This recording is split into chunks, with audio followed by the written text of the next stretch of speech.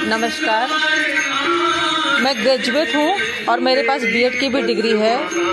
तो जिन लोगों को लग रहा है ये प्रधानमंत्री पद का भार नहीं संभाल पाएंगे और मजाक है, तो ये मजाक नहीं, ये एक संवेदनशील विषय है कि जितने ही विषयों पर मैं जागरूक हूँ उतने ही विषयों पर और अपने कैबिनेट मंत्रिमंडल में मैं अधिक से अधिक महिलाओं को प्रथम श्रेणी में रखूंगी। दोयम दर्जे पर, हाँ, बिना पुरुषों के समाज चलाना असंभव है। दोयम दर्जों पे मैं पुरुष को रखूंगी। ठीक इसी भांति जैसी स्थिति भी वर्तमान में और इसके पूर्व में चलती चली आ रही है।